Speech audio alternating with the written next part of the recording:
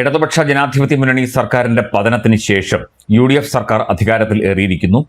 അതുവരെ കാര്യമായിട്ട് ഇടതുപക്ഷത്തിന് വേണ്ടി മാത്രം പ്രവർത്തിച്ചിരുന്ന പറഞ്ഞിരുന്ന സാംസ്കാരിക പ്രവർത്തകർ എന്ന കൂട്ടായ്മ, അല്ലെങ്കിൽ എഴുത്തുകാരുടെ, പ്രസംഗകരുടെ, ചിന്തകരുടെ ഒക്കെ കൂട്ടായ്മ വീണ്ടും രംഗത്ത് വന്നിരിക്കുന്നു എന്നതാണ് ഇന്ന് പുറത്തുവന്ന ഏറ്റവും ശ്രദ്ധേയമായ ഒരു വാർത്ത.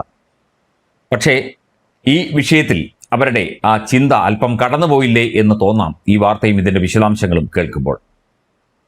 മന്ത്രി ബിന്ദു കൃഷ്ണ SNDP യോഗം ജനറൽ സെക്രട്ടറി വെള്ളാപ്പള്ളി നടേശനെ സന്ദർശിച്ചതും അനുഗ്രഹം തേടിയതുമൊക്കെ തന്നെ ചർച്ച ചെയ്തുകൊണ്ടും പരാമർശിച്ചുകൊണ്ടും വിവാദങ്ങൾ ഉയർത്തിക്കൊണ്ടുമാണ് സച്ചിദാനന്ദനും സാറാ ജോസഫും പോലെയുള്ള സാംസ്കാരിക എഴുത്തുകാർ ഇപ്പോൾ രംഗത്ത് വന്നിരിക്കുന്നത്. ലീഗ് എന്തുകൊണ്ട് ഈ വിഷയത്തിലൊന്നും മിണ്ടുന്നില്ല എന്ന ചോദ്യവും ഇവർ ഉന്നയിക്കുന്നുണ്ട്. ഇത് അധാർമികവും അപ്രസക്തവുമായ ഒരു വിലയിരുത്തലാണ്. സാംസ്കാരിക പ്രവർത്തകർ അല്ലെങ്കിൽ നായകർ എന്നൊക്കെ പറയുന്ന ആളുകൾ കുറച്ചുകൂടി ചിന്തിക്കേണ്ടിയിരിക്കുന്നു, കുറച്ചുകൂടി ജനപക്ഷത്തും അല്ലെങ്കിൽ സമൂഹത്തിന്റെ പക്ഷത്തും നിന്ന് ചിന്തിക്കേണ്ടിയിരിക്കുന്നു. UDF MLA യോ മന്ത്രിയോ ഇത്തരത്തിൽ ഒരു സമുദായ നേതാവിനെയോ അല്ലെങ്കിൽ 89-90 വയസ്സായ പ്രായമുള്ള ഒരാളെ എന്ന് മാത്രം ഉദ്ദേശിച്ചാൽ മതി. അദ്ദേഹം സമൂഹത്തിൽ അറിയപ്പെടുന്ന ഒരു വ്യക്തിയാണ്.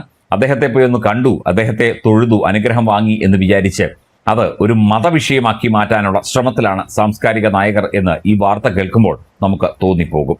K. സച്ചിദാനന്ദൻ, സാറാ ജോസഫ് തുടങ്ങിയവരാണ് രംഗത്ത് വന്നിരിക്കുന്നത്.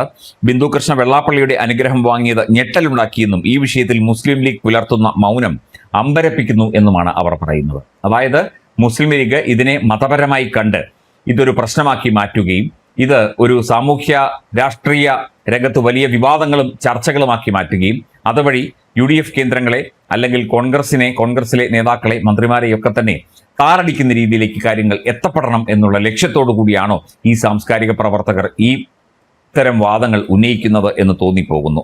വെള്ളാപ്പള്ളിയുമായും മകനുമായും മന്ത്രിമാർ പങ്കിടുന്ന ഊഷ്മള സൗഹൃദ കാഴ്ചകൾ മതേതര ജനാധിപത്യവാദികളെ അസ്വസ്ഥമാക്കുന്നതാണെന്നും വെള്ളാപ്പള്ളി നിരന്തരം മുസ്ലിം സമുദായത്തെ അവഹേളിക്കുകയും ക്രിമിനൽ വൽക്കരിക്കുകയും ചെയ്ത ആളാണെന്നും ഇവർ പറയുന്നു. വെള്ളാപ്പള്ളിയുടെ അനുഗ്രഹം വാങ്ങിയ ബിന്ദു കൃഷ്ണയുടെ നിലപാട് ഞെട്ടിക്കുന്നതാണ്. ഇക്കാര്യത്തിൽ ലീഗിന്റെ മൗനം അമ്പരപ്പിക്കുന്നത്. വെയ്ക്കപ്പ് കേരളത്തിന്റെ പേരിലുള്ള പ്രസ്താവനയിൽ പങ്കുചേർന്നുകൊണ്ട് K. സച്ചിദാനന്ദനും സാറാ ജോസഫ് ഉൾപ്പെടെയുള്ള എഴുത്തുകാരാണ് ഇത്തരം പ്രസ്താവനകൾ ഉന്നയിക്കുന്നത്. വെള്ളാപ്പള്ളി നടേശനോടുള്ള ഇടതുപക്ഷത്തിന്റെ സമീപനമാണ് LDFനെ എതിർക്കാനുണ്ടായ പ്രധാന കാരണം. ഇന്ന് LDF പ്രതിപക്ഷത്താണ്. കേരളത്തിലെ ജനാധിപത്യ വിശ്വാസികൾ പ്രതീക്ഷയർപ്പിച്ച് ഭരണത്തിൽ എത്തിച്ച UDF സർക്കാരാണ് ഇന്ന് ഭരണരംഗത്ത്. ഹിന്ദുത്വ ഫാസിസം ശത്രുപക്ഷത്ത് നിർത്തിയ മുസ്ലിം സമൂഹത്തെ പേരിലെങ്കിലും പ്രതിനിധീകരിക്കുന്ന മുസ്ലിം ലീഗ് ഈ രാഷ്ട്രീയ സഖ്യത്തിലെ പ്രമുഖ കക്ഷിയുമാണ്.